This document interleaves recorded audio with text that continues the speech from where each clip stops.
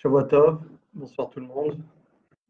Donc, nous sommes ce soir le 16 février, Motsai Shabbat, Shavua Tov. Nous allons attaquer donc le 7e cours de Sha'ar HaBitachon. Donc, nous sommes déjà au 7e cours. Je vous rappelle que dans les cours précédents, nous avions donné déjà quelques éléments sur la supériorité de celui qui avait cette confiance en Dieu par rapport à celui qui ne l'avait pas. Et nous avons également commencé à faire une analogie. Je rappelle que l'auteur du Sha'ar HaBitachon est Rabbeinu Bachya ben Pakuda, qui vivait au XIe siècle en Espagne qui était dominée par les Arabes à l'époque. Et donc, nous abordons une série d'éléments où il fait une comparaison des 10 supériorités qu'a celui qui a la confiance en Dieu par rapport à l'alchimiste, qui était quelqu'un en vogue à l'époque. Et nous avons donc vu la première supériorité mercredi dernier, pardon. Et ce soir, donc, nous aborderons la deuxième et la troisième supériorité. Donc, j'y vais. J'avais donné la photo du petit feuillet qui est sorti en Israël, qui est en 6 volumes, sur lequel je m'appuie et je base cette réflexion.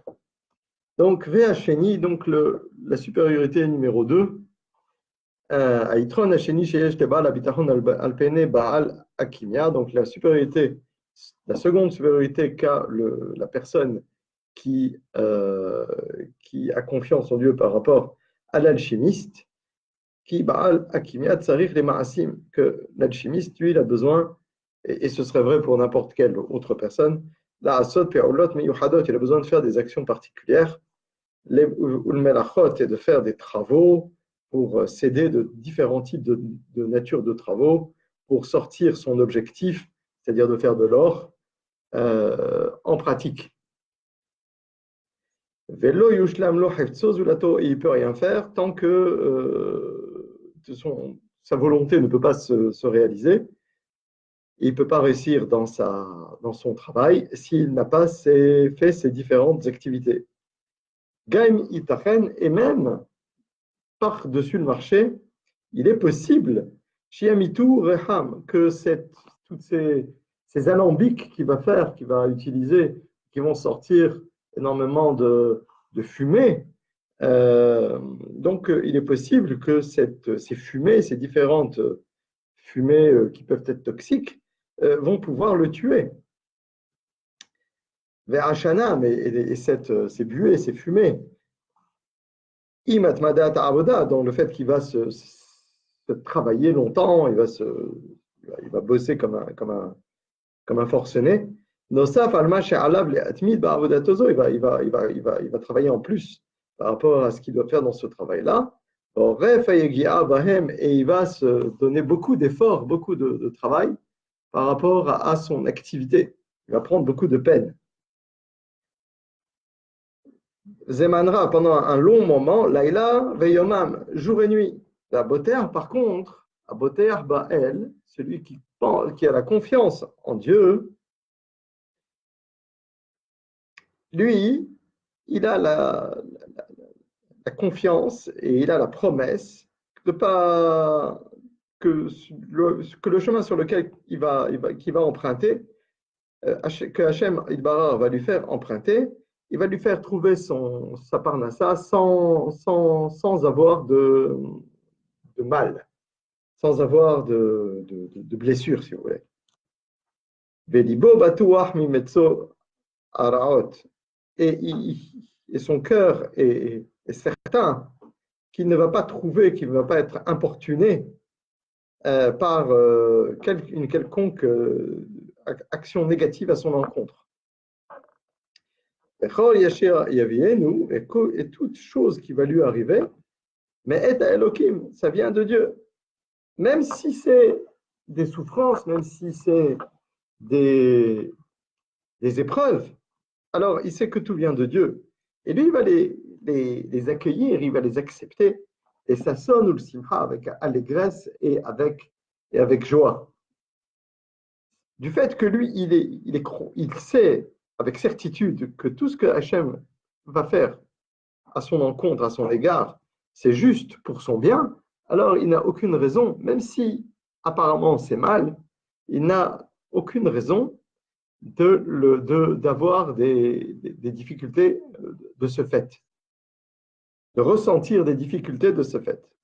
Ou bien l'intention de notre Rav, Rabbeinu Bachya Ben Pakuda, c'est qu'il est certain qu'il ne va pas lui arriver de mal. Mais Ahar, chez Ouma Amin, lui, puisque du fait qu'il croit, il a la croyance, chez Kolmaché Hachem, on sait que tout ce que Hachem fait à son encontre, à son égard, Urak le Tovato, n'est que pour son bien.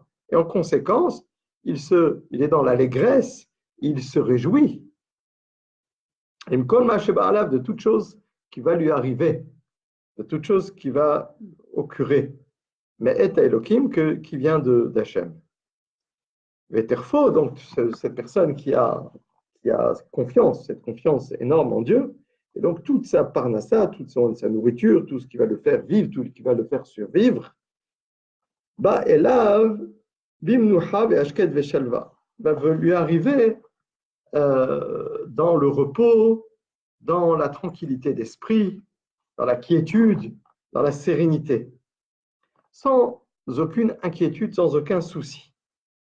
Kemoshe Katouv, comme nous le voyons dans les Teilim, dans lequel le Teilim 23, Kav Gimel, Pasuk Bet, verset numéro 2, Binot Deshe Yarbitseni, Al Mimenochot Yena Aleni. Donc, je vais traduire le verset et ensuite l'expliquer. Binot Deshe, dans les vertes prairies, Yarbitseni, il me fait camper à Kadosh Baruch Hu. Al Mimenochot, sur les eaux paisibles, Yena Aleni, il me conduit. C'est-à-dire, il m'amène. Lorsque David Ameller était dans un désert, il s'est réfugié dans le désert qui était complètement sec, aride, complètement sec et aride. Alors, la Shekhinah, donc la présence divine, s'est posée sur lui et il a chanté, David Ameller, il a chanté, il a fait un psaume. Hachem roi lo yirsar. Hachem, c'est mon berger. Lo yirsar, je ne manquerai de rien. Domé Ani, je ressemble. David Ameller dit, moi, David Ameller, je ressemble à un agneau, à Botéach, à la roé, qui a confiance dans son berger. Mais Achar chez Hachem ou Roi, et du fait que Hachem, c'est mon berger, alors j'ai confiance en lui qu'il ne va pas me manquer quoi que ce soit, même dans ce désert aride sans aucune eau. Et il poursuit, et il dit, David Ameller, dans ce psaume 23, Binot Deshe Yarbitseni Amemnchot Yena Aleni. Dans les vertes prairies, il me fait camper, il me conduit au bord d'eau paisible. C'est-à-dire, de la même manière que ce berger apporte à son troupeau, il le conduit à un endroit de verdure et l'amène à un endroit où il y a de l'eau paisible, dans lequel le troupeau va pouvoir s'abreuver, et de l'eau limpide, de l'eau claire, c'est-à-dire de bonne qualité. De la même manière, Akadosh Baruch Hu va m'amener dans sa bonté tout ce dont j'ai besoin, même ici dans ce désert aride. Et nos sages nous disent dans le Midrash que ce désert dans lequel se trouvait David Ameller était désert comme l'argile, c'est-à-dire vraiment pas une goutte d'eau. Et Akadosh Baruch Hu comment dirais-je, lui a mis de l'eau, l'a humidifié avec le meilleur de ce qu'il y a dans le Olam Haba, dans le monde futur. Voici donc que celui qui a confiance en Dieu, sa parnassa, sa subsistance lui vient sans aucun défaut, sans aucun trouble, si vous voulez, et aucun danger, aucun péril. Mais ça lui vient dans l'allégresse et dans le calme, surtout dans le calme et dans la quiétude.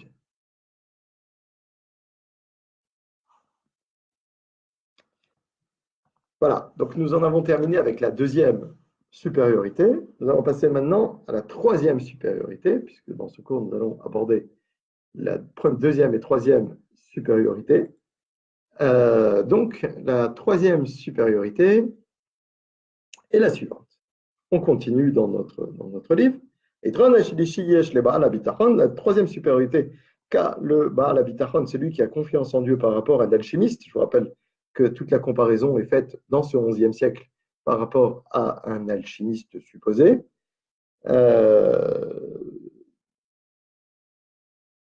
Excusez-moi, j'ai perdu. Voilà. Et que Baal Hakimia eno ma'amin al sodo zulato. Cet alchimiste, il ne va pas transférer son pouvoir, sa connaissance à un tiers. Et il ne leur dévoile pas ses connaissances et ses secrets de son activité, de son travail. Pourquoi? Mais il rate un chaud parce qu'il a peur pour sa vie. Parce qu'il a peur de perdre la vie, peur que soit connu son secret, que les gens connaissent son activité, et soit ils vont faire la même chose que lui, et il va y avoir de la concurrence, et donc il va perdre une partie de son revenu, et donc son revenu va diminuer. Ou bien une autre manière, c'est peut-être que son activité va être connue par les autorités. Et comme le chimiste, de toute manière, c'est de la contrefaçon, donc il va être attaqué en justice et il risque d'être condamné du fait de ses tromperies, de ses falsifications. Par contre, Aboté Arbelokim, celui qui a confiance en Dieu, l'orak chez Nenu Yerem Mishum Adam, non seulement il n'a pas peur du tout d'un homme quelconque du fait qu'il a confiance en Dieu ou du fait de sa confiance en Dieu. Mais en plus, lui, il va se vanter de la confiance qu'il a en Dieu, comme le dit David Ameller dans les Télim. Je vais dire le pasouk, le traduire comme tout à l'heure, et ensuite donner l'explication. Belohim batarti loira maya ase adamli. En Hachem, j'ai confiance. Donc, Belohim batarti, en Hachem, j'ai confiance, j'ai eu confiance. Loira, je ne crains rien, je ne craindrai rien. Maya ase adamli, que peut faire un homme contre moi? Donc, David Ameller, alav shalom, qui n'avait peur d'aucune personne, d'aucune chose, du fait de sa confiance totale qu'il avait à Kadosh Baruch Hu, a dit donc dans cet élim, comme je viens de dire, il annonce Belokim batarti, dans Hachem j'ai confiance. Et eni mefahed mishum davar, et je ne crains rien, aucune chose. Et cette annonce qu'il fait, c'est de la vanterie en fait. Il se vante qu'il a une confiance totale en Dieu, et que de ce fait, personne ne va pouvoir lui faire un quelconque mal. Je vous remercie de participer à ce cours, vous êtes assez nombreux ce soir. Voilà, on a terminé la troisième supériorité qu'a celui qui croit en Dieu par rapport à cet alchimiste présupposé. Et nous allons terminer par un petit approfondissement. En hébreu, ça s'appelle un riyun, qui n'est pas nécessaire dans le cours, mais qui permet d'approfondir le sujet et de se poser des questions de manière un petit peu plus profonde. On a vu tout à l'heure que celui qui a confiance en Dieu, il peut se vanter de cette confiance qu'il possède. Cette notion-là de se vanter a conduit à un certain nombre de réflexions parmi les Chachamim qui ont des opinions un petit peu différentes les unes des autres. On va essayer d'exposer les choses de manière suffisamment simple et suffisamment précise, limpide pour que tout le monde en tire sa propre opinion.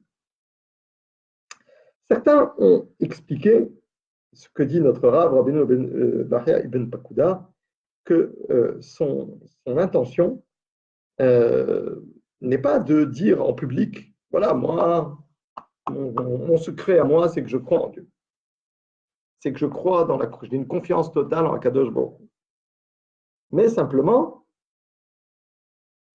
ce que voudrait dire notre Rav, c'est que si c'était connu, qu'il avait une confiance totale et qu'il a une confiance tellement totale qu'il ne craint rien, alors il ne va pas s'inquiéter de ce fait. Par contre, dans le livre Lev Eliyahu, il est écrit il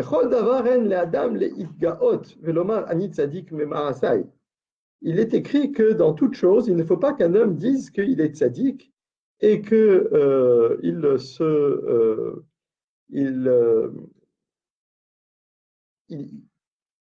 s'encense, il est la ga'ava, la ga'ava de dire devant tout le monde, moi je suis un tzaddik dans mes actes. Ça, c'est sûr qu'il ne faut pas le dire.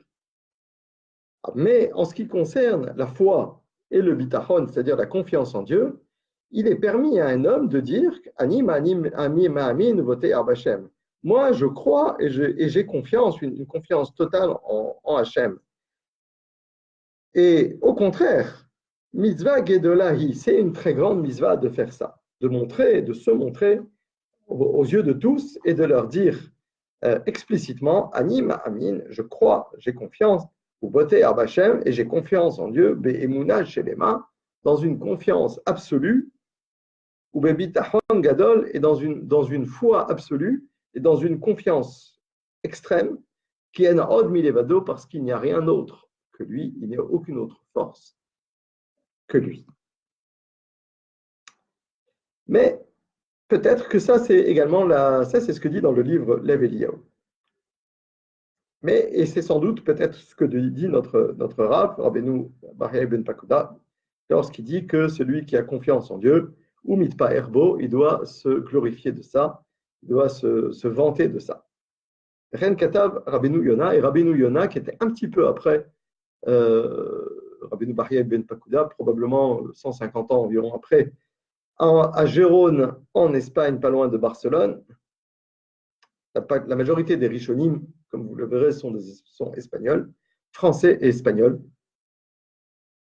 Donc Rabbeinu Yona dit dans Sha'ar Tshuva,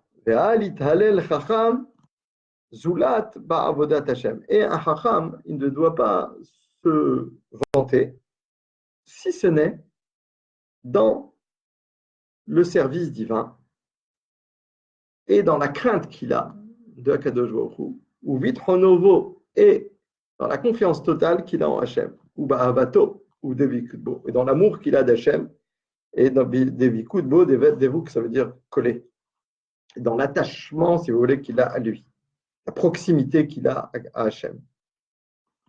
Chez Nehemar, comme il est écrit dans le verset, alors c'est dans Devarim, il est écrit au début, donc, ou teilatecha ve'u Elohecha. Il est ton honneur et il est ton Dieu. Donc au contraire, c'est mon honneur. Donc, je peux me vanter d'avoir cette confiance en Dieu, puisque c'est mon honneur de le servir. Et Nehemar, également, il est écrit dans Jérémie, Al tithalel hacham bechokmato. Un sage ne doit pas se vanter de sa sagesse, etc. Et ensuite, il écrit un petit peu plus loin, dans le verset suivant, Ki im bezot italel amitalel, askel veyadoa oti. Que celui qui se glorifie uniquement de ceci, d'être assez intelligent pour me comprendre.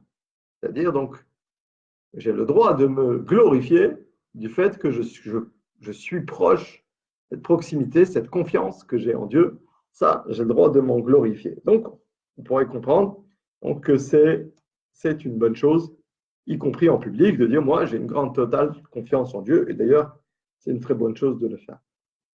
Cependant, le Chazon-Ish qui est un grand sage du XXe siècle, donc on est quand même beaucoup plus loin, beaucoup plus tard dans l'histoire,